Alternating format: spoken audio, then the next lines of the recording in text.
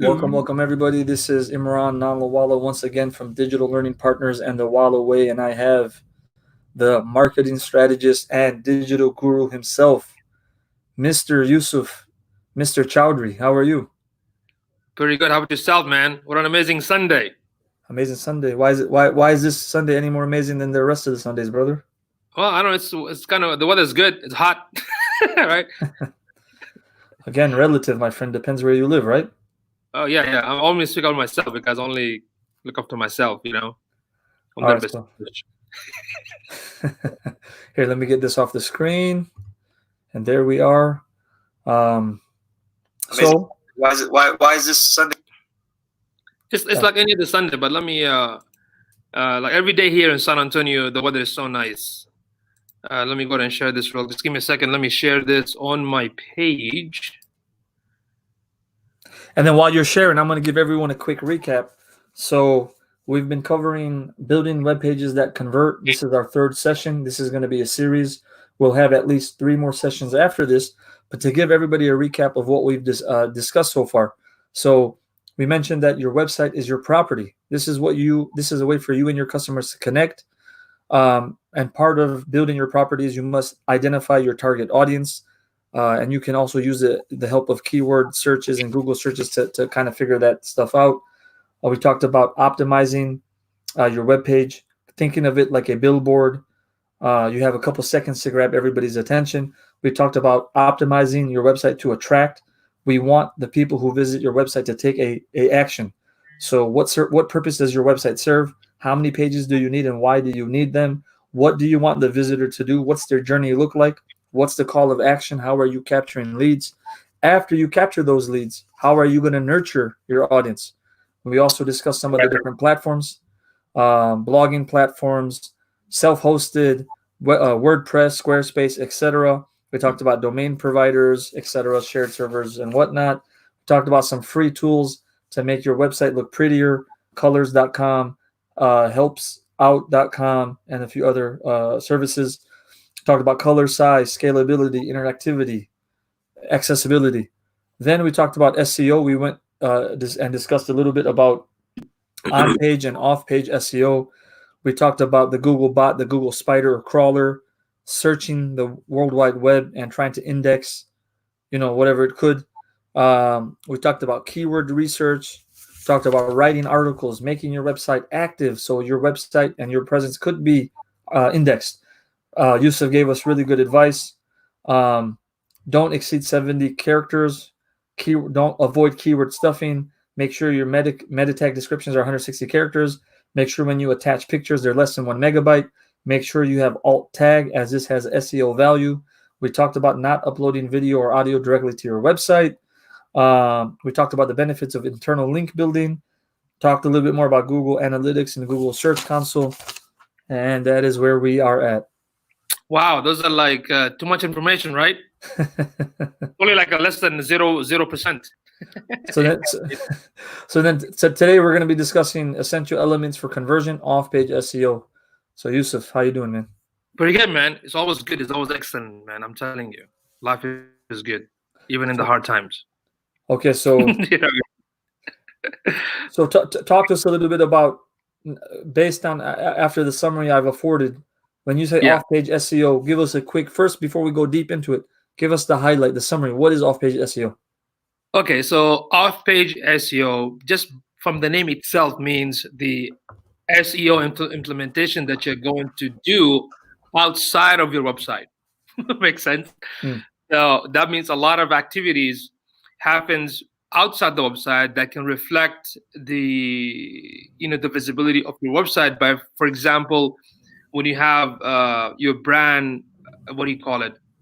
There is some sort of your audience resonate with your brand on the social media presence, for example, right?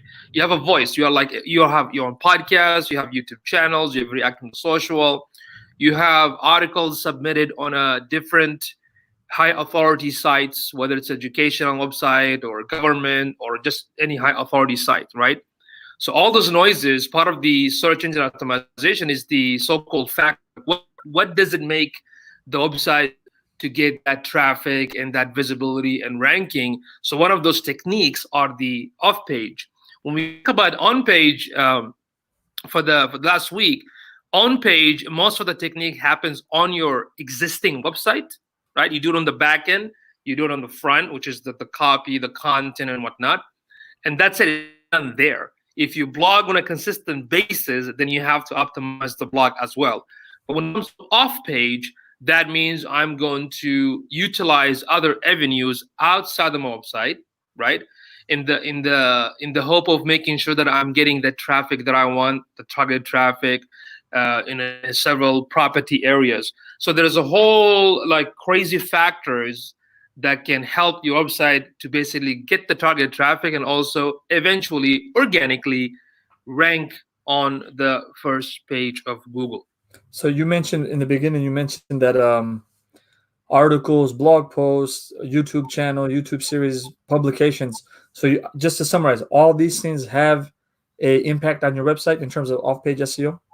Absolutely. Just like in real life, if you are Imran, if you're the one in Chicago who's a person that refer business to other businesses, bring good communication, good connection, good deals, you become the center of that community, right? Everyone's going to talk to you. Everyone's going to attach to you. Everyone's going to get benefit from you. You become popular within that community. Makes sense? So same thing with the link building. So even though when you simplify the concept of off-page, mostly it's about the most of the work is link building. So link coming from different side that has a value, because Google looks at those sort of things. If a high authority site refer back to you, there's a value in that, right?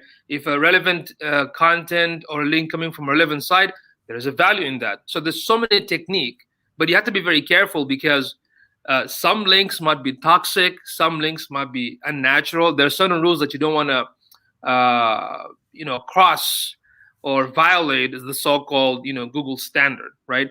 But the link building process, the off page, is so valuable because it's like you're promoting it on a consistent basis. The process never stops. Just like in the social media strategies where you're constantly putting some awesome content, engaging with the audience on a consistent daily, weekly, even monthly basis, the off-page SEO implementation, it's the same thing.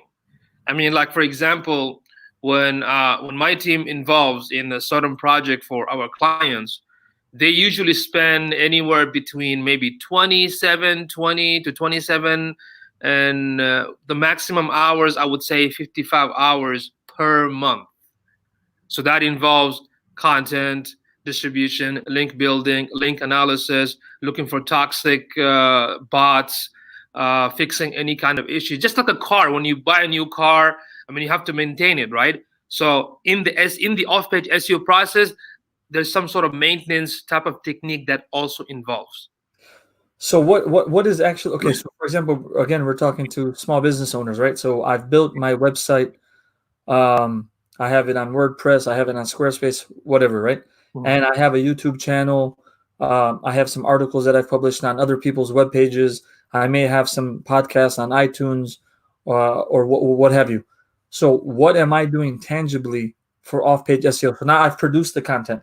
Once the content is produced, am I logging into the back end of my web page hosting? Am I manually adjusting things week by week? What is exactly happening or going on? Typically, of course, you have to write awesome, valuable, impactful content to educate and inform your target audience, right? You have to do that on a consistent basis anyway. The more you do it, the better. The minimum that I request or I recommend is at least once a week, right? So when you put those content on a let's say weekly basis, then you are sharing it on the social channels. So let's say somebody like myself read your article and I loved it. It has a lot of awesome information. So I'm going to write another blog explaining about what did I learn from you, for example, right? Then I'm going to link it back to you. That is called natural link because you did not involve in creating the link directly to me. I just saw the content and I posted on my site, for example, in the similar industry, in the similar niche, and naturally you got a backlink. So there's a factor behind that. Make sense? So this process only on the website. When it comes to the outside, now this can get a little bit challenging because there's so many techniques that I'm going to share, today, like what areas you need to utilize to get that sort of quality links pointing back at your website. Okay, so then, do you have those links ready? Well, first of all, I mean, based on the topic today, it's about the what was the topic? The first one was about the elements of OffPage SEO. No, there was the subject for today was there's a two topic. There was the elements, essential elements for conversion, and OffPage SEO. Okay, so let's discuss about the essential element first before we discuss about the off page. Sure. Okay. So remember how Imran talked about to you guys, about the buyer's persona, right, or the audience persona. We talked about how in the beginning you gotta know who's your audience, correct? When you try to identify who is your audience, you always think in the terms of who is my audience, what do they do, what do they want, when do they want, like where they are, why they want it, right, in terms of service, what's their gender, what's their personality, what about their family life, right? What's their job title, what's their job function, are they employee, are they businesses, where they're located, what's their income, what's their needs, pain points, and challenges. So we got all that, right? So when you build the website, beside the technical, excuse me, beside the technical stuff, the way you have to think, I have a business, I have an audience, I want to bring the audience to my website. When I have them be attracted to my website, there are certain things I have to think, right? You don't want to build a site just like, okay, I'm just going to throw a brochure and that's it. You have to have a strategy. What do you want to, how do you want the buyer's persona, the target audience, to have an experience? We call it buyer's journey, right? So there's like 4 elements in that. The first thing is that you're attracting, right? You're attracting a target audience to your website. And how would I attract them? Through external sources, which are the social media sites, the advertising, like the Facebook ads, Bing ads, Google ads, and whatnot, or the search engine optimization, the SEO technique. So there's so many ways from outside the website that I need to bring them in to my website, which is called your target audience, right? You're attracting them, right? Once they come to your website has to be built in a way that you have a clear objective, right? Like I want to capture their phone and name or their email. If I want them to book an appointment, that's my call to action. That's my way to capture them. Make sense? Some businesses require that you need to grab their name and email addresses so you can nurture them, like you can give them more educational stuff. Then at the end, you're going to convert them into the buying customers. So you have to always think like that. I have a site, I'm attracting them. Once they come to my website, I have certain strategy to make them do something that convert. Some businesses, for them, conversion are different. Some businesses say a phone call to me is a conversion. Some businesses say build a list for real estate, that's my conversion. And some say, every business probably have a different definition of what conversion is. To me, I explain to them, look, if you get a lead and they become your buying or paying clients, that is the actual conversion. Make sense? So you always have to think like that. Attract my audience through these channels to the website. Once they land on the website, I want them to do something that can strategically that can make them convert. Make sense? So these are the 4 elements. So you attract the audience, you capture them. Then once you capture them, you can nurture them through pushing content through the list building, for example. Then from there, they can also convert. Some businesses right away, you're a plumber, they see your phone number, they call it, they get an estimate. That's it. You got a conversion right there. So businesses have to think from that perspective, not just throwing their information out there on the website. You see, that's the problem. They build a site that looks very nice and fancy, but it has no direction, like what I'm supposed to do, right? Just like the concept of a restaurant with no waiters and no tables and no chairs. So what's nice, it's open, everyone's coming in, there's nothing inside, right? So you have to be very careful. You got to make sure that you have a clear strategy and these so-called elements that actually convert. Because if you do think about what do Google really want, right? Like what do Google want you to do on your website? The way they always talk about, they have some sort of principle. Like Google has a principle when it comes to your website. So the first thing they tell you that you want to make sure that you have an authority, right? That your website has an authority. So what does that mean? That my website has an authority, right? So that basically means you have enough links pointing back at you. If you have relevant links pointing back at you, there's some sort of authority. Like you're a person of authority. Makes sense? Do you see what I'm saying? Or like Yeah. when you have so many followers, people mentioning your website, mentioning your name, there's a link coming from every direction to your website. That builds authority. Does that make sense? Right? Yes. Yeah. Then Google also want to know if you're relevant. Like if you're relevant, if I'm selling, if I'm into yoga, right? I provide that service. So Google wants to know, are you relevant in that niche? Are you providing the content that explains what you exactly do? Right? When people type those terminologies or search for questions and answer, are you the person that are relevant to their searches? Make sense? Then they tell you, okay, are you trustworthy? Like, how can I build trust on the website? For example, having a testimony, having my actual name, not a pin name, right? Having my, if I have a physical location, having my actual address. So when people search for it, they can find it. Having my phone number, right? So there's a trust factor, right? Reviews, for example, too. Make sense? Then they will tell you, is your target audience, are they having an awesome experience when they visit the website? That's one part that so many people that I see don't talk about. Like, we should talk more about the customer and their experience was when they, like, for example, I looked at your company business, and amazingly, we have to probably show to the audience how you set it up so nicely. There's a message, there's a call to action, and if I don't want to click that call to action, I'll go down and look at the project you worked on, then the services, and you can also add the team. So there's a smooth style of how to take the visitor to exact action. Even though the call to action on your website, Imran, was on the top, but you repeat it again on the bottom. That's very smart, right? Because you're taking the buyer's persona to that journey. Makes sense? So that's part of the experience. And I think in one of the sessions, we do have to address the subject of ADA checklist, which is the American. That's the fourth session. Yes, we definitely have to discuss about that, because some of those techniques, even though a lot of it are technical, we're going to share with you guys some of the things that you can do on your website to help the people with disability when it comes to like user experience and how the website should be built. Okay. Quickly, I mean, I know you kind of breezed through it in the beginning, but you mentioned we need to know like demographic information, gender, in terms of our persona that we want to build. Yeah. I hate to use the word common sense, but please explain to us why that's important. Which part? In general, why do we need to? I mean, I'm throwing you a softball, right? Like when we build our website or when we're trying to figure out what that buyer's persona is, why is it so important for us to know who we're intending to market to, their income, rough income, their gender, where they live, what type of things they buy? Why is that important information for us as small business owners? That's an excellent question, actually. Well, to think of it this way, if I'm selling an exercise workout machine for, like, let's say $20,000, right?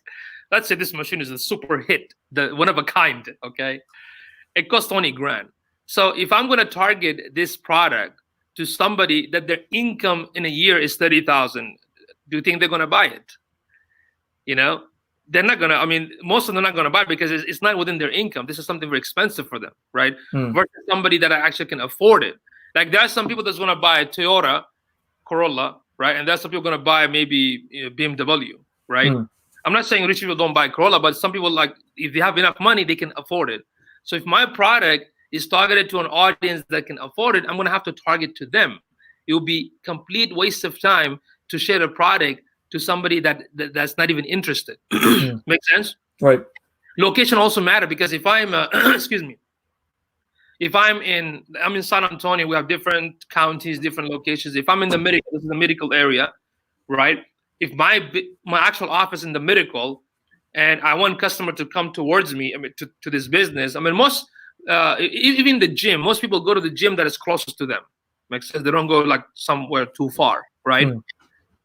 So if I build the clinic right here, excuse me, right? So I'm going to target this location. So I need to know if my audience that are able to afford me are in this location. So I need to understand that. So it's for obvious reasons that we want to know this information. We want to be able to target people who are more likely to use our service, buy our product, follow or subscribe to our platforms or whatnot. We don't want to use money needlessly. We don't want to spend money needlessly, etc.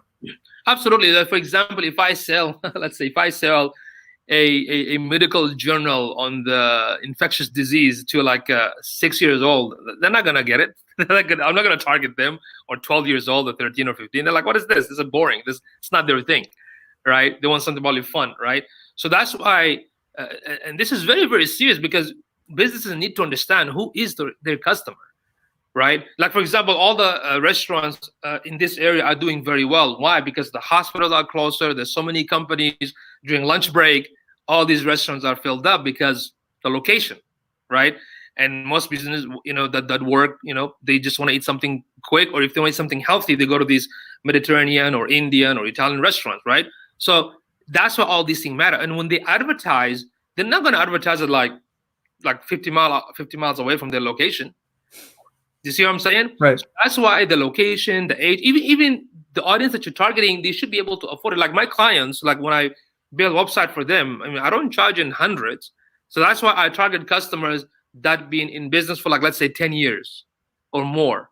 5 maybe roughly, but let's say more than 5 or 6 or 10 years, because they are able to afford a couple of thousands a month with no problem, because they built the business successfully and they just want to improve it right now. Make sense? So they are my audience, so I'm going to target them. Make sense? Right. But if I target a startup, most of the startup don't have the money, unless if they have a seed funding money, then that's a different story. But most of them, just like when I started, it's bootstrapping. So I do help them sometimes in terms of like consulting and training them and teach them, because I struggled when I started my business, so that's fine. But when it comes to like actual service, it's impossible for me to manage a lot of businesses that cannot afford, because those are not my audience. Make sense? And this is a very common question. A lot of freelancers, when they get into the business of web development or digital marketing, so they ask me, who should I target? I'm like, well, my question is, who do you want to target? Right? If you want to target a blogger, they're not going to pay a couple of thousand a month. But if you target an attorney, and specific attorneys, yeah, for them, like 10,000 is nothing, right? So that's why it's very important to know who is your audience. Otherwise, all the effort and all the marketing that you're putting out there, if it doesn't hit the right audience, like you said, you're going to lose a lot of money on it. So in terms of this niche, then, like people who can't really afford a fully managed option or service, what are some things they can do for off-page SEO? So we're talking about two things. We're talking about essential elements from conversion and off-page SEO. So I'm curious from my perspective, because if they don't have time to blog, if they don't have time to create videos and accessory material, is there anything else they can do for their off-page SEO to get better? Yes, that's an excellent question. We're going to definitely talk about some of these techniques. But to answer your question, of course, the minimum thing they can do, right, is utilize the social media to update the content for their audience, right? And the least thing they can do, for my suggestion, is at least to have one blog per week. Why is that? Because remember, in the beginning, we talked about the Google bots, right? The functionality of the Google bots is to travel the internet and index trillions of pages. So the more new content you have, that means you're going to get new indexing, right? And that means you're going to get more new exposures. You're going to get the traffic, if you hit you back to the site, because they have more information.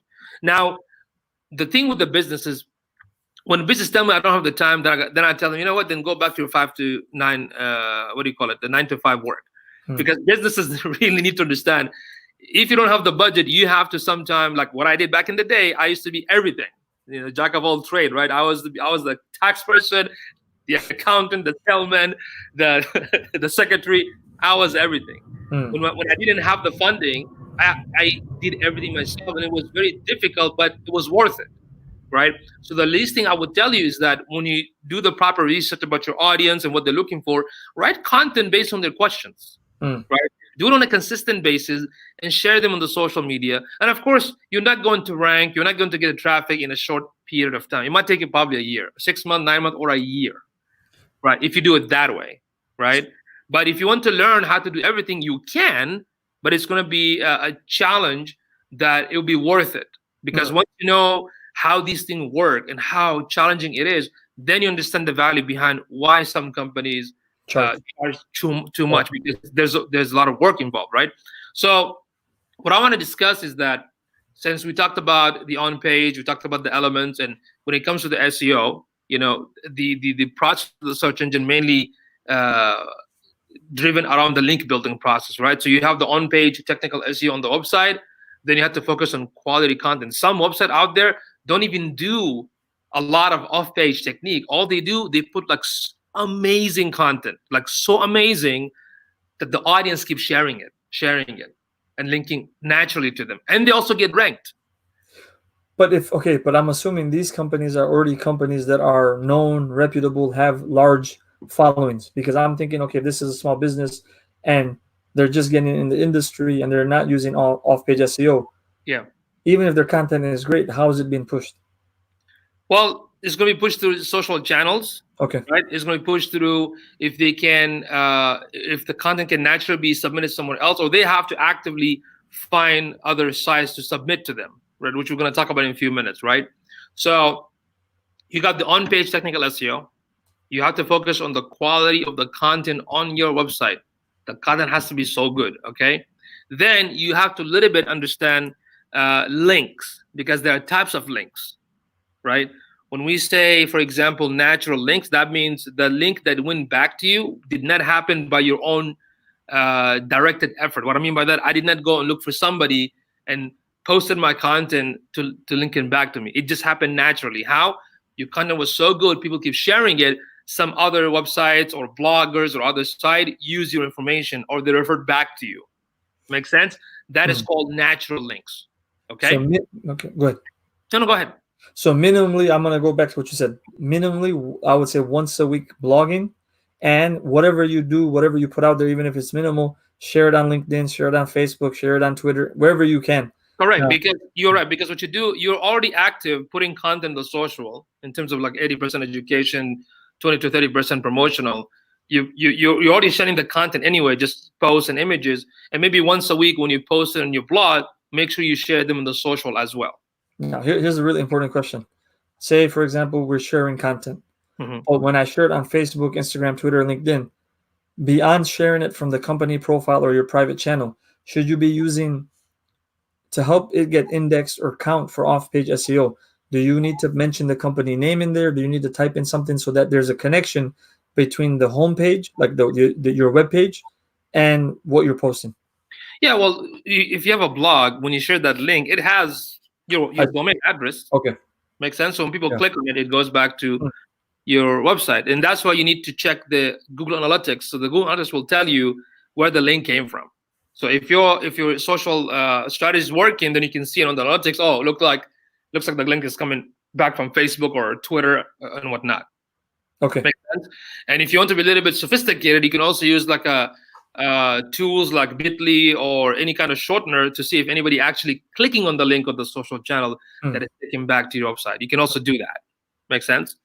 So there's a natural links, right? Then there's something called unnatural links.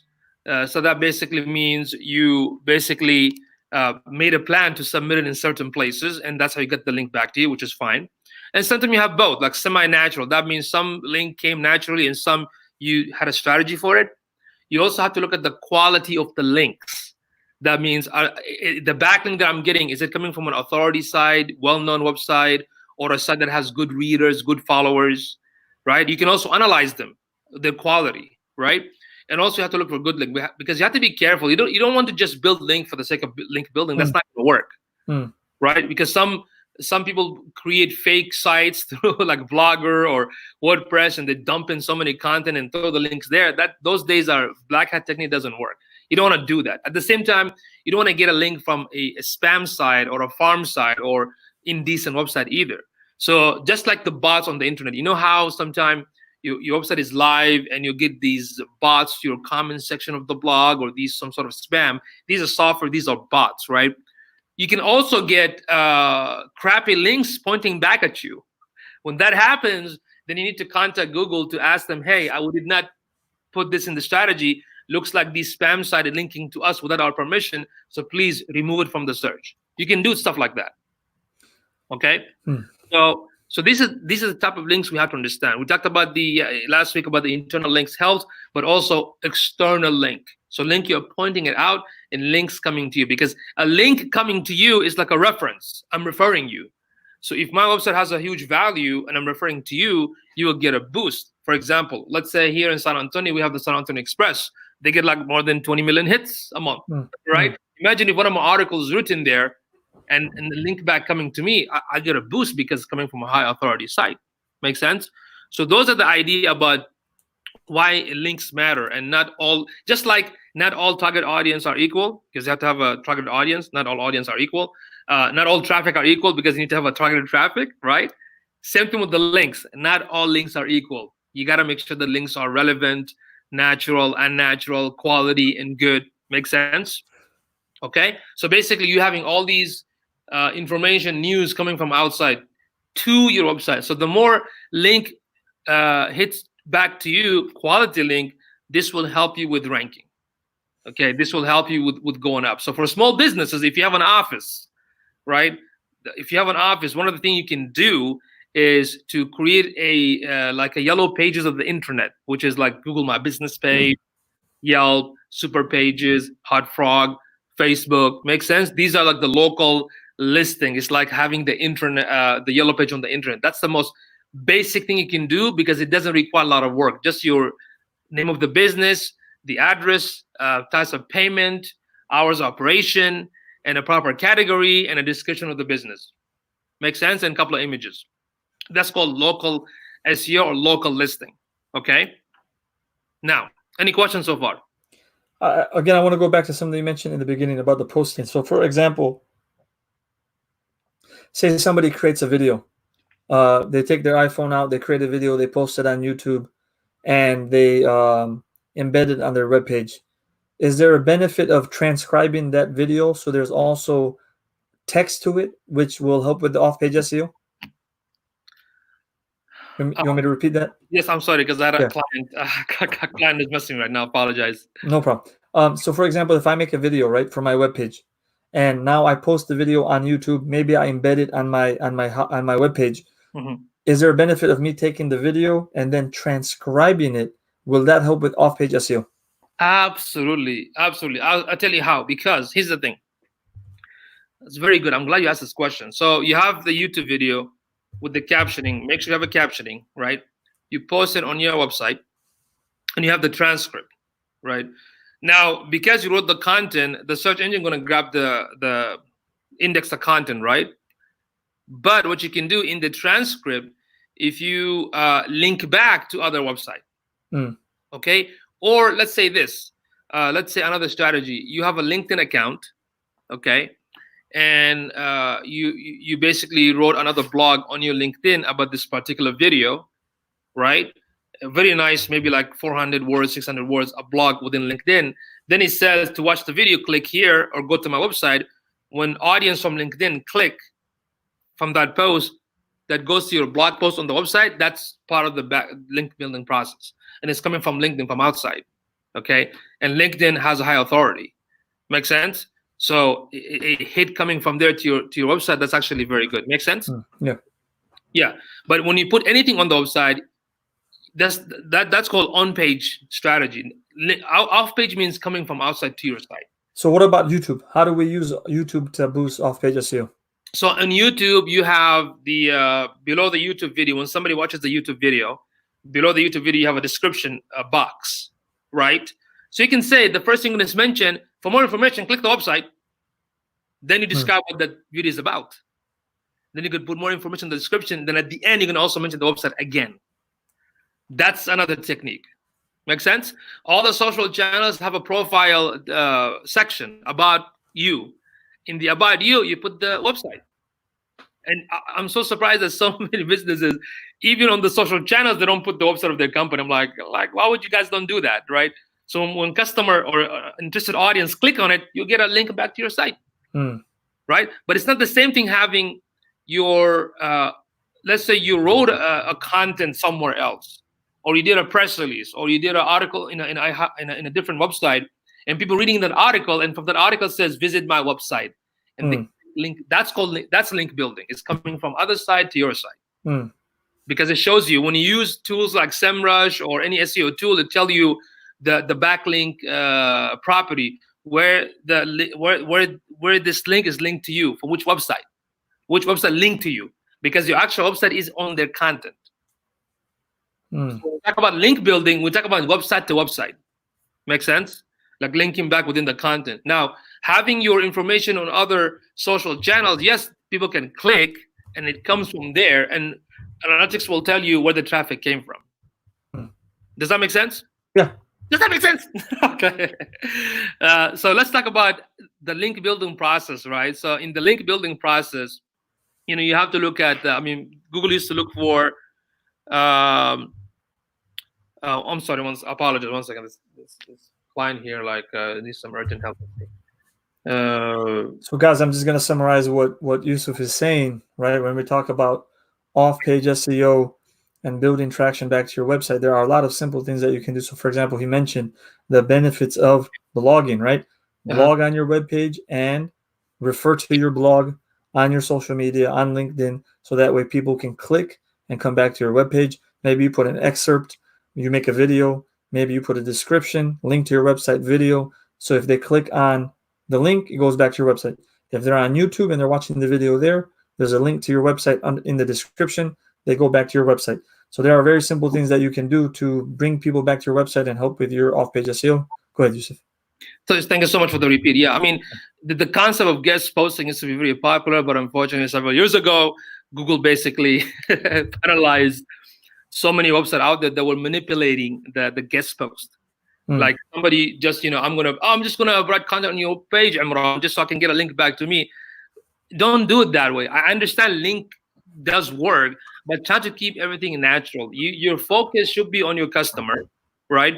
Your focus should be that when the visitor come to your website, they have the best experience and they get the best information through your content that you're putting it out there through blogging, right? And if you want to implement the off page, because you do want to get the traffic and eventually the rankings, so you can get more eyeballs and more conversion, just understand how these things work. So when it comes to link building process, you have to look at the number of links matter. So the more links, quality links matter, right? There is a way that if you write content on an external website, you can have your within the content itself, you can say something like click here, and the word here will bring you back to your homepage, or click this website, and you mention the website that is clickable, comes back to your website. And sometimes you can put the keyword, like Imran, the digital marketing consultant, which is a keyword, and they click on it and will take them back to your about page of your website.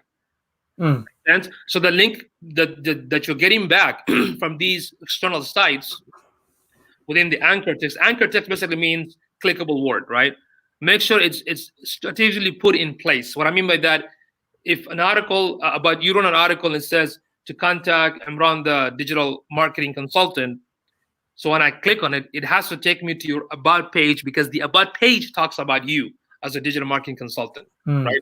Not to the home page, because it has everything. Right. Do you see what I'm saying? So you have to be very strategic in that sense. We talked last week that the internal link building helps. Also, the outbound links helps. So now, how can I distribute my sites to these other relevant sites, right? So for the local business, you can, like as I mentioned, like Google My Business page and the local listing, that's one area. You can also look for a niche-based directory. Like attorneys, they basically post most of their information in findlaw.com, because that's like that attorney niche. Makes sense? They have a directory of all the law businesses. So the advantage is, yes, you're getting a link, but the disadvantage, all the attorneys are in one place. So a customer going to look for so many other attorneys. That means you're going to probably lose customer too, right? So that's like the advantage and disadvantage.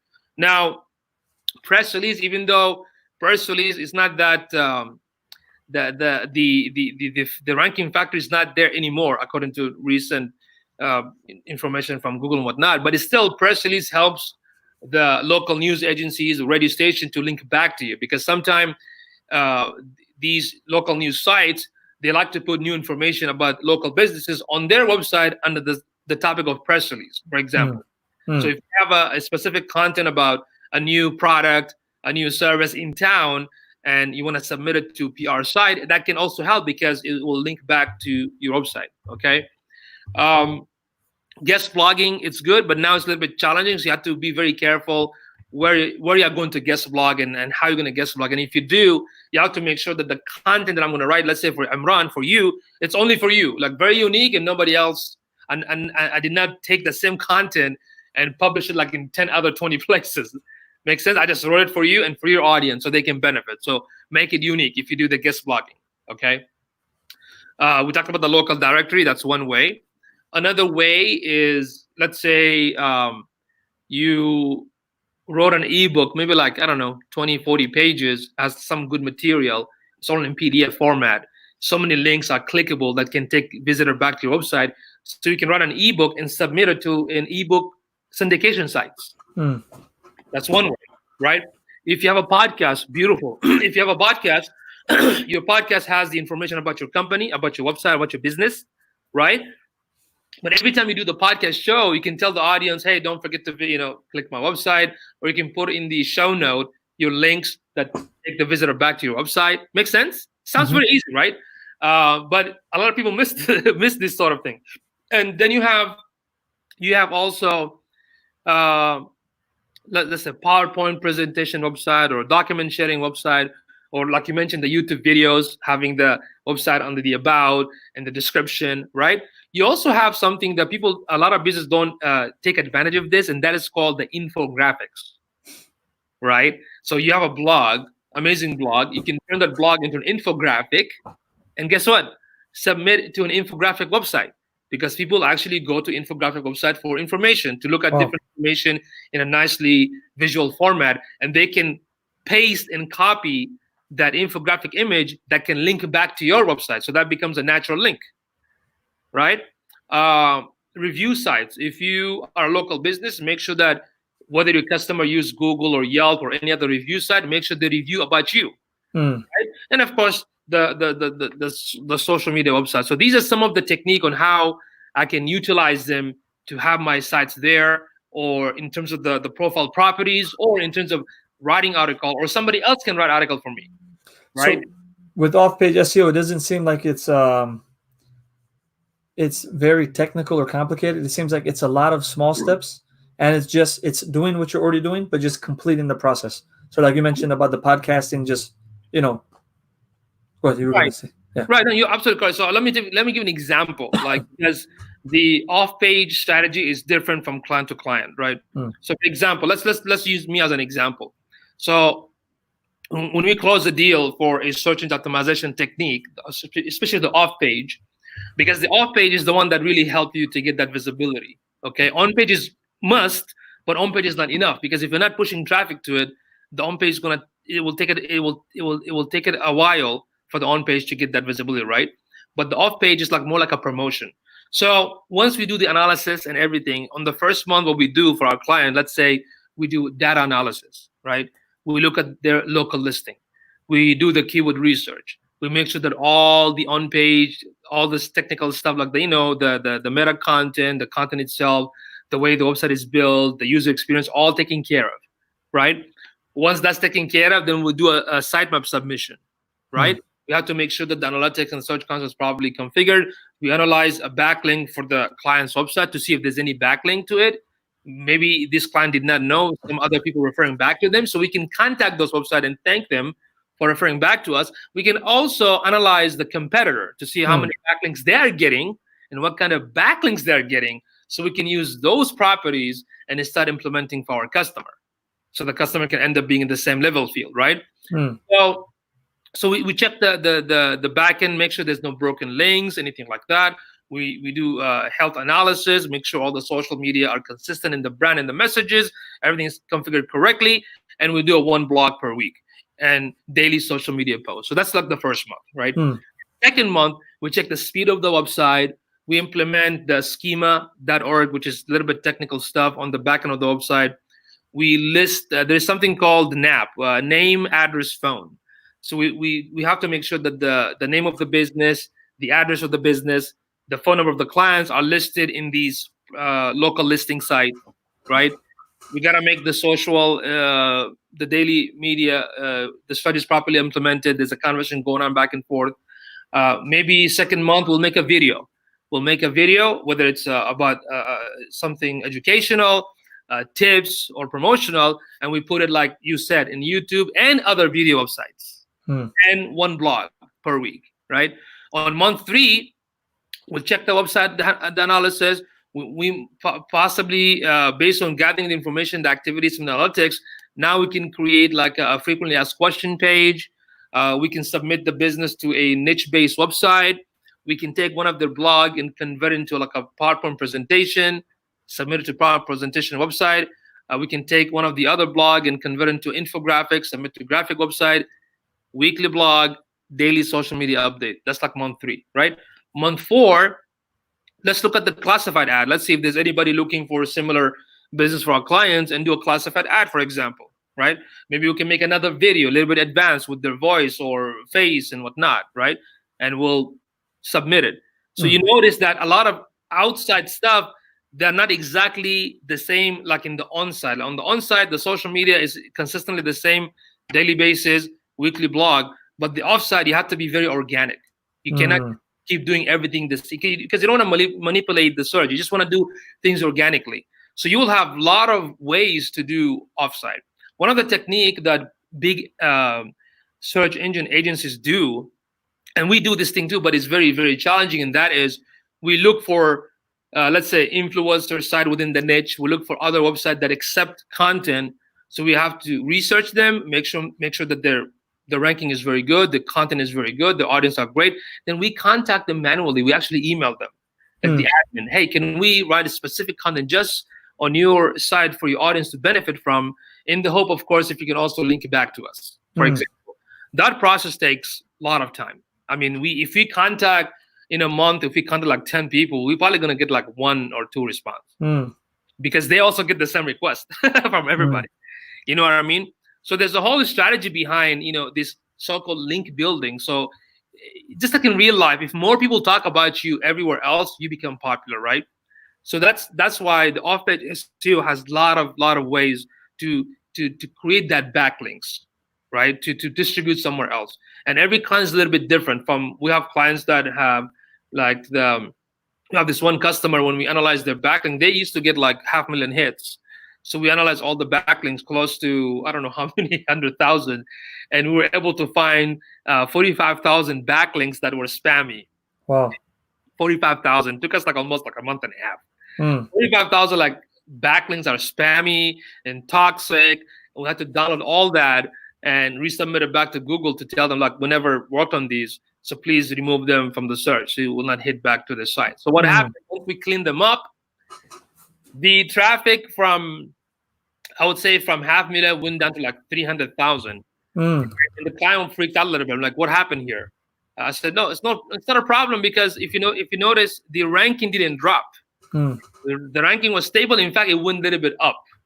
What happened? Now you're getting quality traffic versus the other 100 garbage qualified. Yeah, they were just probably from Russia, China, bots and whatnot. But now, because they're getting quality traffic, the ranking didn't go up. The ranking didn't go down. it went up a little bit. And guess what?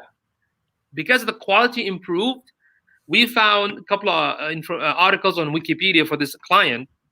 There was one keyword, like, the city's name, brochure, and whatnot, right? When you click on it, before it used to take the visitor to the homepage, right?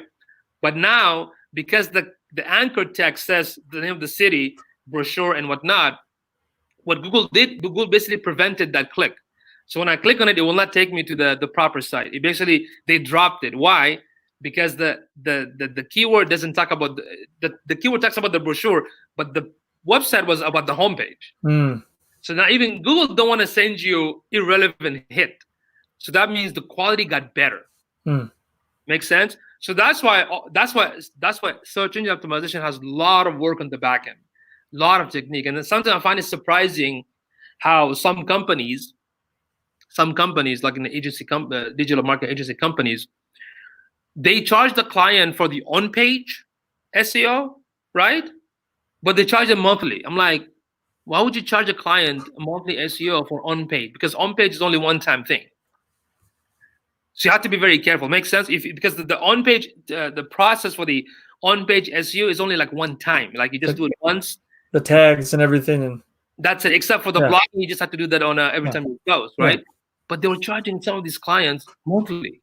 Mm. I'm like, that's not right, because they have to show the customer what are the monthly tasks, right? As I mentioned before, we spend like, on average 20 hours, 27 hours, and roughly sometimes 55 hours a month to do the off-site SEO, because we do link analysis, we fix any toxic links, we do some of the link building technique, like the content and submission and directory and quality and content creation and distribution.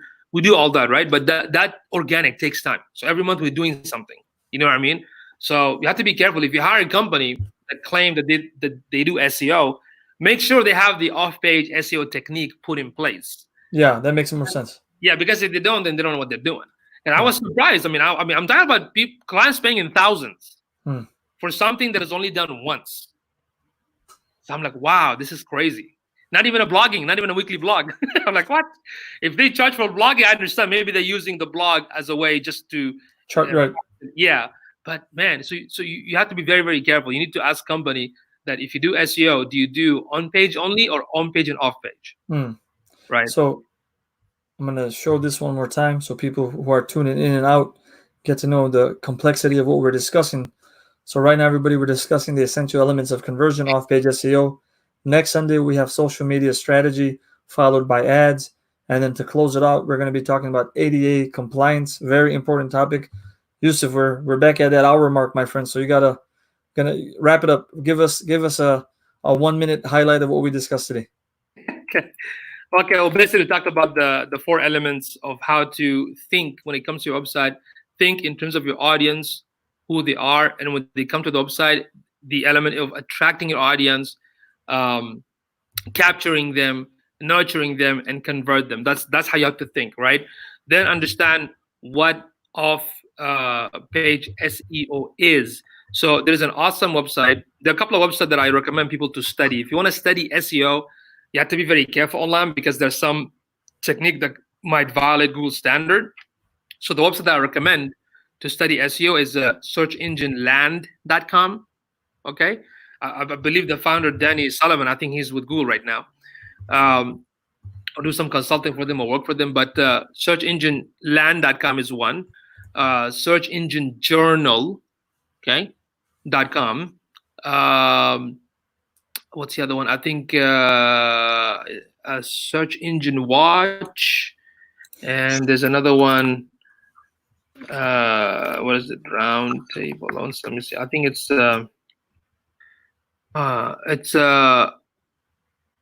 SE Roundtable. Okay, seroundtable.com. These are some of the legit, and of course moz.com. You will learn a lot of proper technique, and of course the other tools. But at least these websites, they have a lot of content, new update, new resources. It's like a blog, right? Now, I want the audience also to look at this the search engine land. They made like a periodic table for SEO, and it shows you the on page and the off page in the middle. So there's a link I shared with you, Imran, so you can definitely share in the comment section. I shared it. Yeah, if you want to get a PDF copy of the periodic table, then the second page, the second link goes into the detail, like a new for the 2020 Search Engine Lands Guide to SEO. So they go in detail, like chapter 1. So they have more detailed information if you want to get into it deeper. Okay, don't let the technical things scare you. Like Imran asked in the beginning, if you just provide awesome content like a blog on a weekly basis and you're very active in the social, if you just do those, that will definitely help you. That's the least thing you can do if you can do the other link building process. All right, folks, thank you once more for tuning in with us. This was our 3rd week, I believe, and as I mentioned, we're going to be discussing next week's social media strategy, because as Yusuf mentioned, all of these things that we can do have an implication on our on-page and off-page SEO. So we're going to be talking about social media strategy for your small business, followed by paid ads for your business in terms of how to set up paid ads, what the benefit of paid ads are, and then very important, something that we want to do, number 1, to help people who have a disability, to make our services and our webpage more accommodating. But also, as a small business owner, you don't want to get sued. So there's multiple benefits to being ADA compliant. Yusuf, as always, my friend, it was good to see you. I will see you Likewise. next. Thank you, everybody.